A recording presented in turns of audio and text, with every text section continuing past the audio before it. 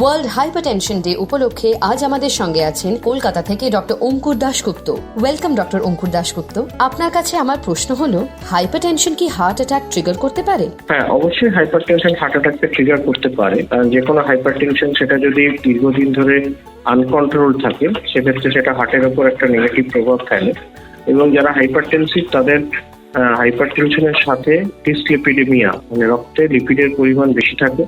তো সেক্ষেত্রে এই দীর্ঘদিন ধরে আনকন্ট্রোলড হাইপারটেনশন এবং রক্তে আনকন্ট্রোলড লিপিডের পরিমাণ অবশ্যই হার্ট অ্যাটাককে ট্রিগার করতে পারে। হাই ব্লাড প্রেশারকে কেন সাইলেন্ট কিলার বলা হয়? বেশিরভাগ ক্ষেত্রে দেখা যায় যে প্রেশার বেশি থাকাটা নিয়ে অ্যাওয়ারই নন, হয়তো অন্য কোনো কারণে বা কোনো একটা হার্ট অ্যাটাক নিয়ে তারা হসপিটালে ভর্তি হলেন বা কোনো একটা ব্রেন স্ট্রোক নিয়ে তারা ভর্তি হলেন, তখন দেখা গেল যে তাদের প্রেশার বেশি। এছাড়া যাদের ফ্যামিলি হিস্ট্রিতে হাইপারটেনশন আছে, যাদের ওবেসিটি আছে, যাদের বডি ওয়েট বেশি, যাদের ডায়াবেটিস আছে বা যাদের কিডনির সমস্যা আছে, তাদের অবশ্যই নিজেদের প্রেশার বিভিন্ন সময়ে চেক করা উচিত, রেগুলার ইন্টারভ্যালে চেক করা উচিত, যাতে তাদের প্রেশারটাকে যেটা অ্যাডভাইসড লিমিট, বিভিন্ন অসুখের ক্ষেত্রে প্রেশারের বিভিন্ন রকম লিমিট সেট করা আছে, যে লিমিটের মধ্যে এদের প্রেশারটা আছে কিনা, এবং সেই প্রেশারটা বিভিন্ন সিজনে, শীতকালে একরকম থাকে, গরমকালে একরকম থাকে, এবং সেক্ষেত্রে সেটা টাইম টু টাইম মনিটর করে মেজার করে সেটাকে অ্যাপ্রোপ্রিয়েট ওষুধ কখনো বাড়ানো বা কমানো এগুলো করে প্রেশারটাকে একটা লিমিটের মধ্যে রাখা। কারণ প্রেশার যদি লিমিটের মধ্যে দীর্ঘদিন না থাকে তাহলে যে কোনো রকম একটা বড় অসুখ হবে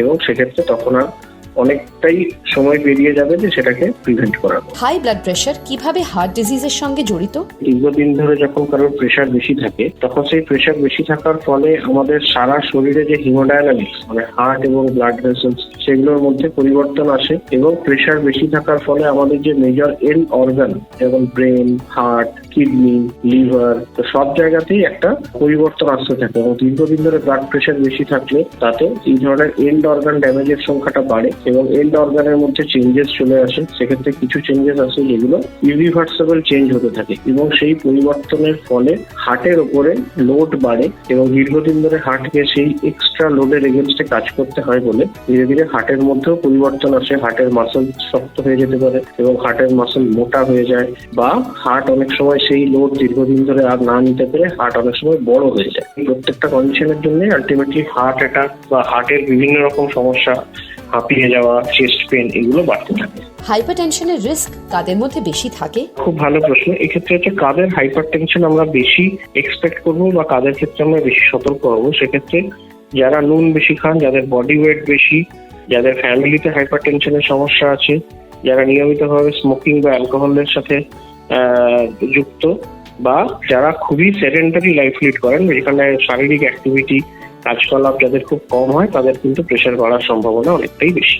কোলেস্টেরল কিভাবে হার্ট অ্যাটাকের ঝুঁকি বাড়ায়? কোলেস্টেরল, রক্তে যখনই কোলেস্টেরলের লেভেল বাড়ে তখন সেই যে কোলেস্টেরল গুলো বিভিন্ন ধমনির মধ্যে জমা হয় এবং বিভিন্ন এন্ড অর্গানের যে ধমনিগুলো আছে তার মধ্যেও জমা হতে থাকে।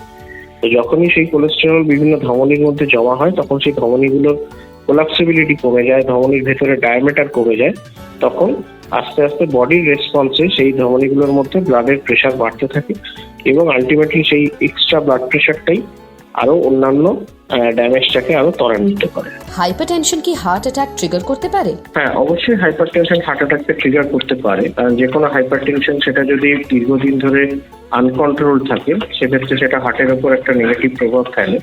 এবং যারা হাইপারটেনসিভ তাদের হাইপারটেনশনের সাথে ডিসলিপিডেমিয়া মানে রক্তে লিপিডের পরিমাণ বেশি থাকে।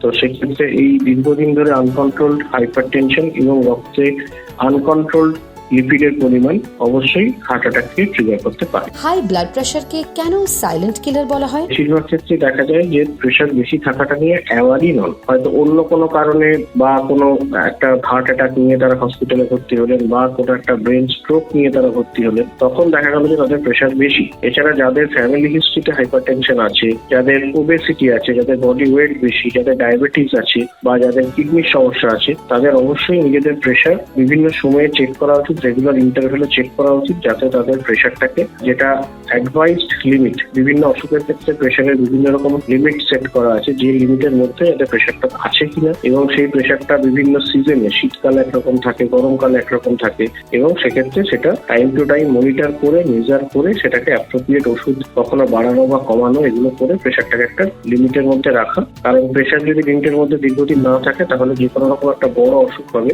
এবং সেক্ষেত্রে তখন আর অনেকটাই সময় পেরিয়ে যাবে যে সেটাকে প্রিভেন্ট করানো। A public awareness initiative for Healthy India.